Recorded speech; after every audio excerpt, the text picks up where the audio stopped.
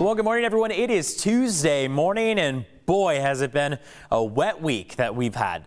We, over the course of the weekend and into even Martin Luther King Jr. Day, ran into quite a bit of rain, heavy rain at that. We had major flooding concerns across San Diego, especially toward areas like Mission Valley, and several water rescues that had to take place. Now, finally, because of this wet weather clearing off to the east of us, we're starting to dry out. This will give us a pretty decent stretch of time for us to see those mainly dry conditions. There's a chance that Thursday we start to see more wet weather pop up, scattered showers, similar to what we're seeing right now, really. You can see how from Santa Barbara all the way down through the border with Orange County and San Diego County that were mainly dry. And then south of that border, all the way through San Diego County itself, we're still picking up on some scattered showers through the morning, some snow showers off toward the mountaintops. Wind, high surf, all still in the mix, but starting to slowly die down. So I want to start off with our watches, warnings, and advisories.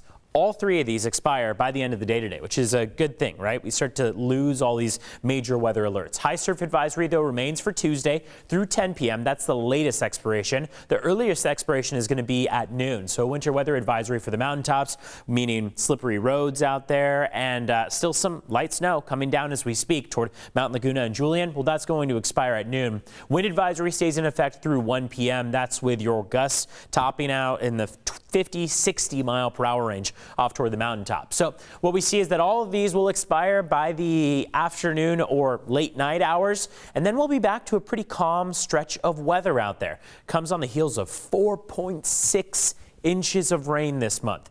Average is only 1.16. So we have more than 3 inches, about 3.5 inches of above normal rainfall. And when we look at our water year so far, it's also impressive. We'll look at that in a second here. But you can see how forecast highs today are going to come in about 10 degrees cooler than average. Overnight lows have been very cold out there. So keep in mind the jacket is still going to come in handy, not really because of the rain, but because of the cold temperatures out there. 45 as that overnight low. Speaking of the water year, we are dealing with a surplus in pretty much every manner you can imagine compared to normal. San Diego more than 3 inches, Oceanside more than 4 inches above normal, Ramona more than 6 inches above normal. So these are very good numbers to see. Thing is, we are not out of the woods yet in terms of our drought conditions. Drought conditions can only see improvements when these types of rain totals come in day after day, month after month, year after year. So we are by no means encouraging you not to be conserving water as you normally have been, but we, of course, will keep you updated on what these numbers look like as we move forward and what our drought conditions look like. Still in a pretty severe drought in many spots across the state of California. Let's take a look at the big picture. This current trough of low pressure that's brought us so much of that wet weather, and you can see how much of it is still affecting parts of Arizona and New Mexico, snow off toward Colorado. This moves off to the east and starts to break apart.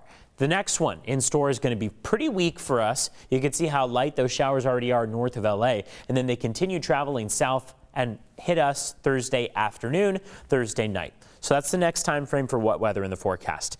Going to be very light as far as our totals go. We don't expect much, but it is something to give a mention to in the sense of we could start to see more rain falling and an additional amount added to our rain totals. But this ridge of high pressure is mainly what we're focused on because that's going to start to bring us some drier conditions, some warmer temperatures, and it's going to stay in place all the way through the beginning of next week. So really, when you look at the next 8 days in total, out of the next 8 days, only one of them includes the strong chance of rain, and that's Thursday, with totals looking still pretty light at that. Here are your forecast highs for this afternoon. It's colder out there, so we've been talking about how cold it is, mainly in the 50s off toward the mountaintops toward this afternoon, but your afternoon highs for Palomar Mountain and for Julian are in the 30s out there. 48 for Alpine, 59 for Borrego Springs, low 50s and mid 50s for your inland valleys. And then along the coastline, we're mainly in the upper 50s too, at 57 degrees for Oceanside, 57 for Carlsbad, as well as Del Mar, San Diego, and Chula Vista.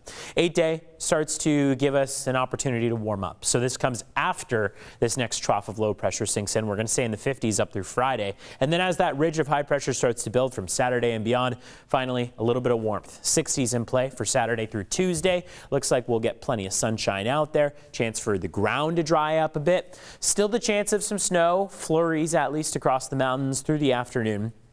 And then we're dry across the mountains by Wednesday.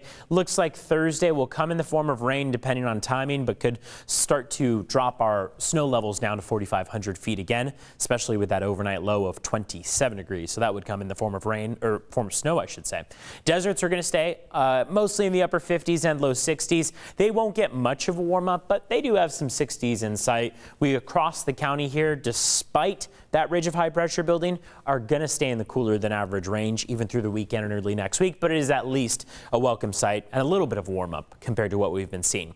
Remember, you can always watch our latest Earth 8 stories, Zevely Zone stories, all on our website, cbs8.com, and on our CBS 8 Plus app. And we appreciate you being with us. We will see you later on today.